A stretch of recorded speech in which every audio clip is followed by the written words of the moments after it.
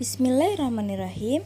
Assalamualaikum warahmatullahi wabarakatuh. Halo anak-anak soleh-soleha, selamat pagi. Bagaimana kabarnya hari ini? Miss harap anak-anak selalu dalam keadaan sehat walafiat dan selalu dalam lindungan Allah. Amin. Anak-anak soleh-soleha, alhamdulillah pada pagi hari ini kita akan belajar Al-Quran Hadis. Lanjutkan yang kemarin, pelajaran 1 tentang memahami surah Al-Fatihah. Nah, materi yang akan kita pelajari hari ini yaitu tentang melafalkan surah Al-Fatihah, menerjemahkan surah Al-Fatihah, dan memahami isi kandungan dari surah Al-Fatihah. Anak-anak, sebelum kita awali pembelajaran ini, alangkah lebih baiknya kita awali pembelajaran dengan mengucapkan basmalah bersama-sama.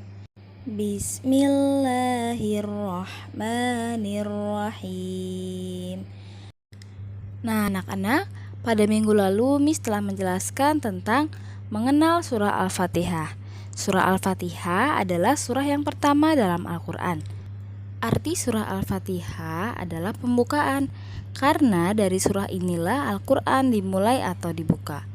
Nah, anak-anak, pada minggu lalu Miss juga menjelaskan bahwa surah Al-Fatihah disebut juga dengan Ummul Quran atau Ummul Kitab yang artinya induk Al-Quran. Nah, selain itu surah Al-Fatihah juga dinamakan dengan As-Sab'ul Masani, yaitu 7 ayat diucapkan berulang-ulang.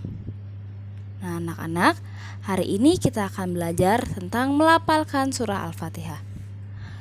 Setelah mengenal surah Al-Fatihah kemarin, yang perlu kita lakukan selanjutnya adalah melafalkan dan menghafalnya dengan baik dan benar.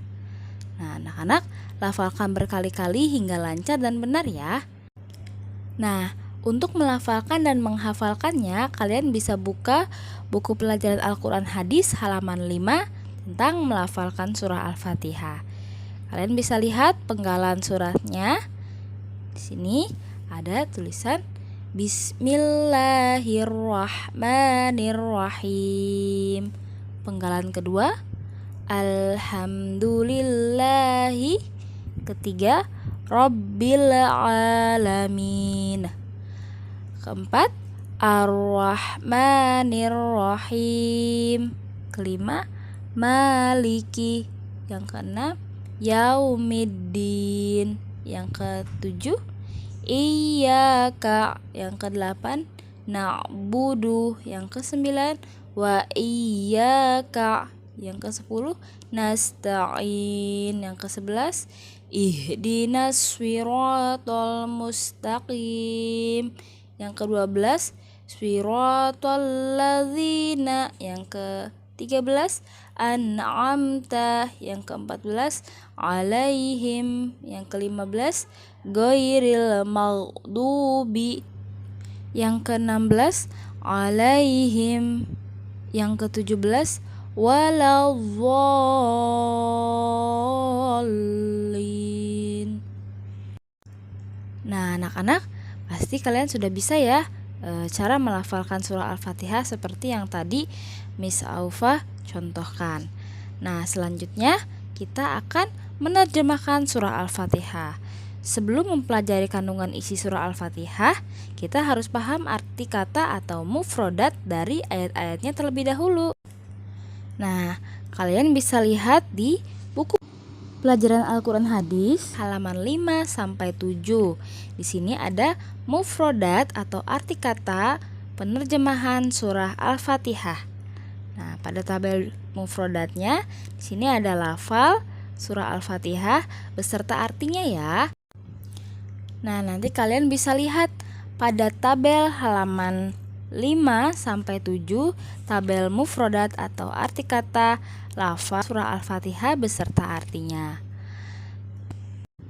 Nanti jika kalian sudah melihat terjemahan dari surah Al-Fatihah, kalian bisa mempraktekannya ya, mempraktekkan mengartikan surah Al-Fatihah per ayat. Nah, selanjutnya anak-anak, kita akan melihat kandungan dari surah Al-Fatihah. Surah Al-Fatihah terdiri atas 7 ayat. Di dalamnya terdapat 4 ilmu pokok yang ada dalam Islam.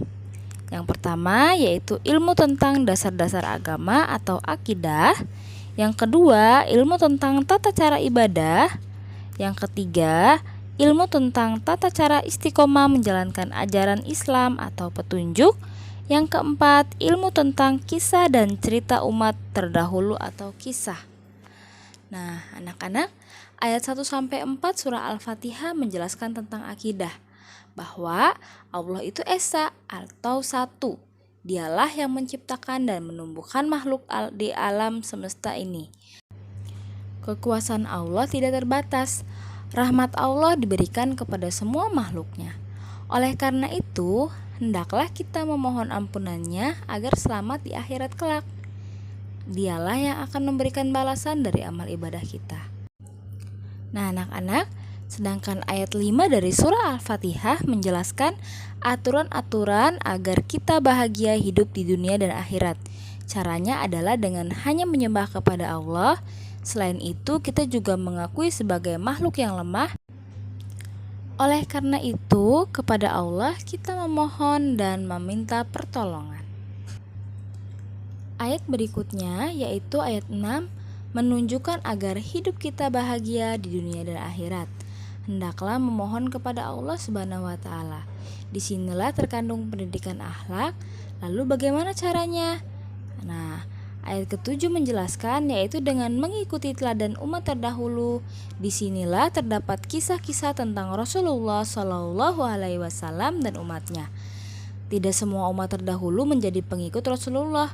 Tidak sedikit dari mereka yang menentang Islam sebagaimana digambarkan dalam surah Al-Fatihah, yaitu orang-orang yang terkutuk. Adapun mereka yang taat kepada Allah dan mengikuti ajaran Rasulullah Shallallahu Alaihi Wasallam adalah orang yang benar-benar akan diberi anugerah kenikmatan untuk berjalan di jalannya. Mereka itulah yang akan mendapatkan kebahagiaan di dunia dan akhirat. Nah, anak-anak, semoga kita semua termasuk orang-orang yang diberikan anugerah kenikmatan untuk terus berjalan di jalan Allah dan bisa mendapatkan kebahagiaan di dunia dan akhirat. Untuk itu, jangan lupa untuk terus memohon dan meminta pertolongan kepada Allah. Hanya kepada Allah lah kami meminta dan hanya kepada Allah lah kami memohon pertolongan. Ya, anak-anak, itu tadi adalah kandungan dari surah Al-Fatihah. Nah, anak-anak, untuk tugasnya silakan kalian membaca surah Al-Fatihah beserta artinya ya.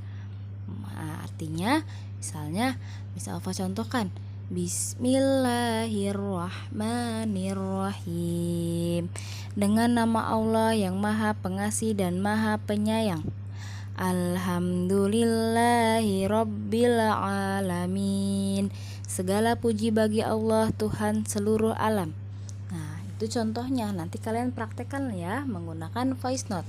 Boleh dikirimkan ke Google Classroom, boleh dikirimkan ke WhatsApp. Baik anak-anak, sekian sudah pelajaran Al-Quran hadis hari ini. Kurang lebihnya mohon maaf. Miss akhiri, wassalamualaikum warahmatullahi wabarakatuh.